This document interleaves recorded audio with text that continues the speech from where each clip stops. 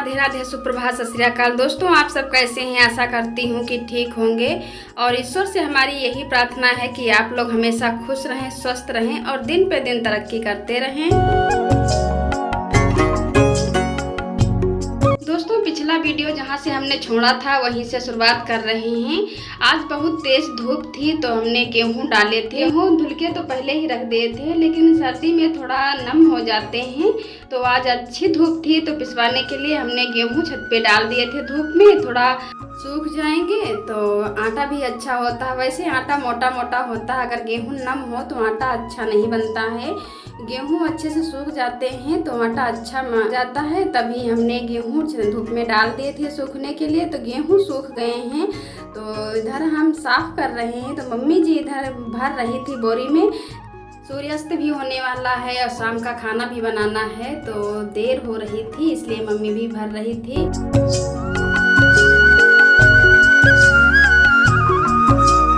ये वीडियो अगले दिन सुबह का है, तो हो गई है सुबह की शुरुआत। राधे राधे, सुप्रभात। सुबह की शुरुआत होती है मेरे प्यारे प्यारे YouTube फैमिली दोस्तों के साथ। तो सुबह की शुरुआत आज हम कर रहे हैं कपड़े धोने से। दोस्तों, सुबह का हमारा झाड़ू पोछा सब काम हो गए हैं, चाय भी बन गई है। इधर देवरानी जी भी नहा धो करके पूजा करने जा रही हैं। हमने अभी स्नान नहीं किया था क्योंकि हमें कपड़े बहुत सारे धोने थे, चादर, पर्दा, ये सारे कपड़े हमें धोने थे, इसलिए हमने अभी स्नान नहीं किए हैं। कपड़े धो लेंगे उसके बाद हम भी स्नान करेंगे। तो चादर और पर्दा, बड़े बड़े जो कपड़े होते हैं, धुलने लगो तो पूरा भीग जाओ, इसीलिए हम पहले कपड़े धो लेंगे, बाद में स्नान करेंगे। इसमें बरसात हो रही थी तो बरसात में कपड़ों से सीलन की बदबू आने लगती है। अगर कपड़े, चादर, पर्दा है 8-10 दिन के बाद धुल के डाल दो तो धूप लग जाती है तो उसमें से नहीं आती है। अगर ज़्यादा दिन हो जाते हैं, 10-15 दिन हो जाते हैं, तो कपड़ों से स्मेल आने लगती है। मम्मी बाबू को खिला रही थी, तभी परिवार के बच्चे आ गए हैं बाबू को खिलाने के लिए। बाबू बहुत ज़्यादा रो रहा था तो किसी के पास जा ही नहीं रहा था।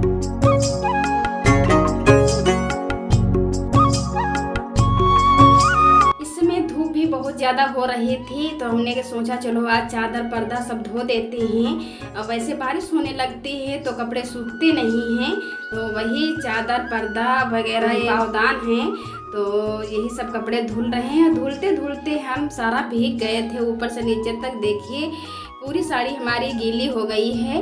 तभी हम पहले धुल रहे थे, सोच रहे थे अगर जो बाद में धुलेंगे तो फिर से हम भी भीग जाएंगे, तो पहले कपड़े धो करके डाल देंगे, फिर उसके बाद स्नान करेंगे।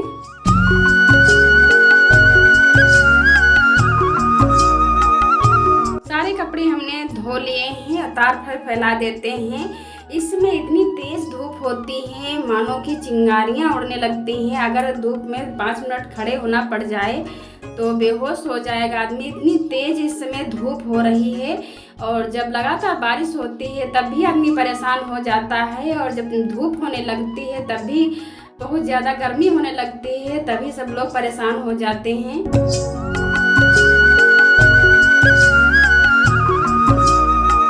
जब से बारिश कम हुई है तब से इतनी ज़्यादा धूप हो रही है और इतनी ज़्यादा उमस वाली गर्मी हो रही है, एकदम बैठा नहीं जाता है, कहीं भी रहा नहीं जाता है। एक पल भी लाइट चली जाती है तो और ज़्यादा उमस वाली गर्मी होने लगती है। मन करता है कहाँ पे बैठे, कहाँ हवा लगेगी।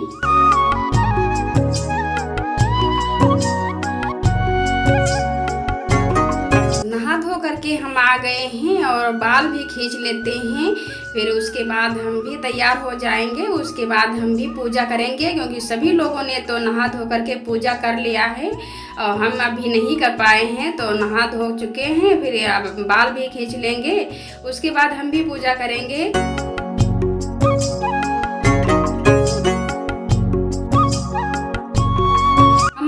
सभी लोग छोटे या बड़े हों, सभी लोग सुबह नहा धो करके पूजा करके ही चाय नाश्ता करते हैं।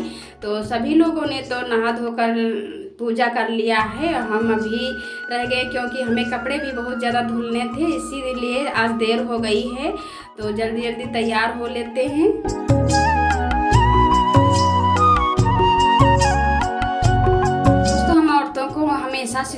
लंबा ही लगाना चाहिए और हम हमेशा लंबा सिंदूर ही लगाते हैं। बहुत लोगों को सिंदूर लगाना नहीं पसंद है, लेकिन हमें सिंदूर लगाना बहुत पसंद है, क्योंकि सिंदूर सुहागन का एक प्रतीक होता है। सुहागन के लिए सिंदूर लगाना बहुत ज़रूरी होता है। अगर लंबा सिंदूर सुहागन लगाती हैं तो पति की कहा जाता है कि पति की उम्र भी लंबी होती है। तो हमेशा मांग में सिंदूर लंबा ही लगाएं।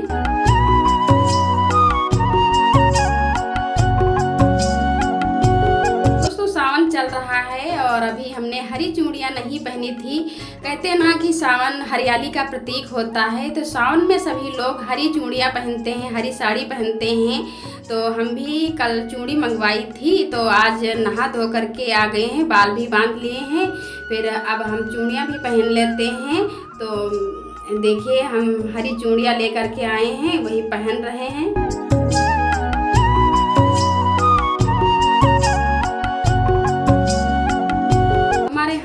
बहुत ज़्यादा टाइट हैं, तो बड़ी चूड़ी लगती है, क्योंकि छोटी चूड़ी हम पहन नहीं पाते, टूट जाती है। तो हमेशा हम बड़ी चूड़ी ही पहनते हैं, क्योंकि हमारे हाथ जो हैं वो बहुत टाइट हैं। बहुत लोगों के बहुत मुलायम हाथ होते हैं, तो चाहे जितनी छोटी चूड़ी हो पहन लेते हैं, लेकिन हमारे हाथ में बड़ी चूड़ी ही लगती है। हम हमेशा बड़ी चूड़ी पहनते हैं, क्योंकि हमारे हाथ कड़े हैं, तो छोटी चूड़ी हमारे होती नहीं है।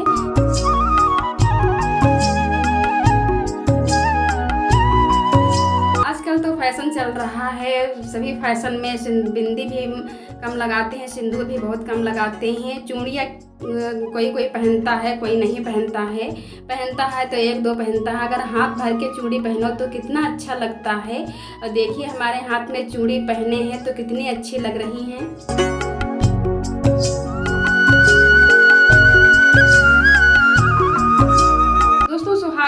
पूरा श्रृंगार कर ले, चूड़ियाँ पहन ले, बिंदी सिंदूर सब लगाकर अगर तैयार हो जाती है तो कितनी अच्छी लगती है।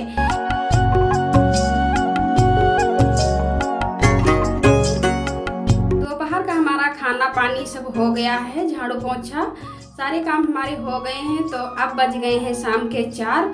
तो आज हम चने की दाल का नमकीन बनाने वाले हैं। तो देखिए, चने की दाल का नमकीन हम कैसे बनाते हैं।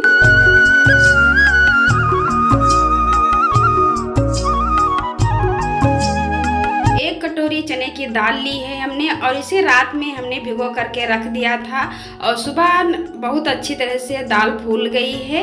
तो इसे हम निकाल ली।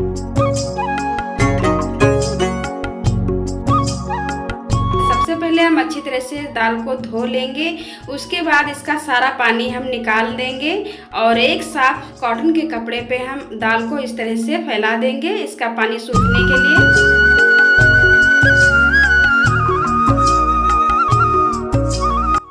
चाहे जब हम चने का दाल का नमकीन बनाएं तो दाल को सुखाना नहीं है, धूप में ना सुखाएं ना ऐसे सुखाएं।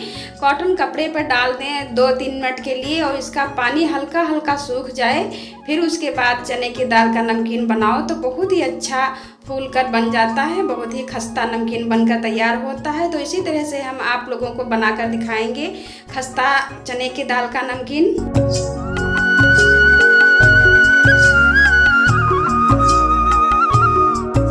दाल का पानी हल्का सूख रहा है, तब तक इधर हम मूंगफली के दाने को भून लेंगे। तो हमने यहाँ थोड़े मूंगफली के दाने लिए हैं, और इसमें थोड़ा सा तेल डाल दिया था, और उसमें थोड़ा हल्का सा नमक भी डाल दिया है, और इसमें हम मूंगफली के दाने डाल देंगे, और खस्ता होने तक इसे हम भून लेंगे।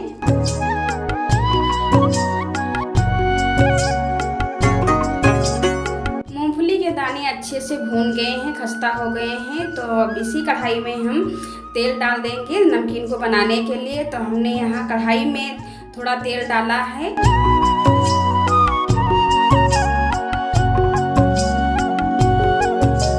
तेल को बहुत ही ज़्यादा गरम करना है, तेल से धुआं निकलने लगे इतना ज़्यादा तेल हमें गरम करना है। और थोड़ी सी दाल हमें तेल में डाल देनी है। देखिए, अगर जब हम तेल में दाल डालेंगे तो तेल ऊपर आ जाएगा, इसीलिए कढ़ाई में तेल थोड़ा ही डालना है। अगर भर के डालेंगे तो तेल बाहर निकलने लगेगा। तो हमें थोड़ा ही तेल डालना है, और थोड़े से ही दाल भी डालनी है, और इसमें कलछी नहीं लगानी है। जब दाल फूल करके अपने आप ऊपर आ जाए तब हमें गैस को धीम कर देना है।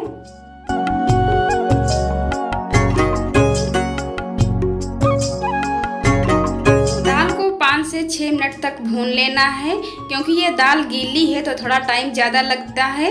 तो जब दाल एकदम खस्ता हो जाए तब दाल को निकाल लेना है। तो देखिए दाल खस्ता हो गई है।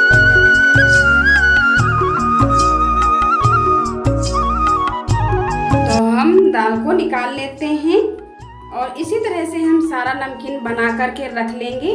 फिर उसके बाद इसमें हम कुछ मसाले डालेंगे। ज़्यादा मसाले हम नहीं डालेंगे, क्योंकि चने के दाल का नमकीन है, इसमें ज़्यादा मसाला नहीं पड़ा होता है, थोड़ा ही मसाला डाला जाता है। तो हम इसमें थोड़ा ही मसाला डालेंगे। और चने की दाल का नमकीन नुकसान भी नहीं करता है, ज़्यादा मसाला नहीं पड़ा होता है तो कोई ज़्यादा नुकसान भी नहीं करता है और चाय के साथ अच्छा भी लगता है।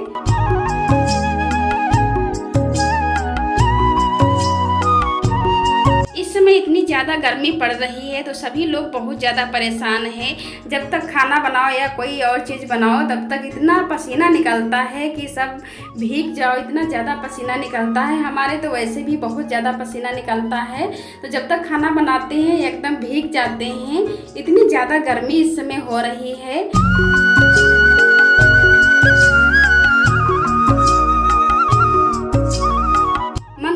थोड़ी सी बारिश हो जाए तो थोड़ी सी गर्मी कम हो जाए। जब बारिश होती है तो मन करता है कि अब बारिश से ख़त्म हो जाए, धूप निकल आए। और जब धूप निकलती है तो ज़्यादा गर्मी होती है तो मन करता है थोड़ी बारिश हो जाए तो मौसम ठंडा हो जाए।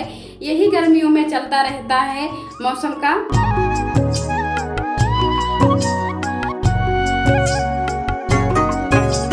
दाल को हमने फ्राई कर लिया है। इसमें मूंगफली दाने जो हमने फ्राई किए थे वो भी मिला दिए हैं और इसमें नमक डाल देंगे हम। इसमें हमने काला नमक डाला है और 1 चुटकी हम इसमें काली मिर्च भी डाल देंगे और थोड़ा सा इसमें हम डाल देंगे जलजीरा पाउडर या अमचूर पाउडर हो तो अमचूर पाउडर आप डाल सकते हैं कुछ थोड़ा सा खटास के लिए। और इसमें कुछ ज़्यादा मसाला नहीं पड़ता है। तो दोस्तों देखिए कितना अच्छा चना दाल नमकीन बनकर तैयार हो गया है।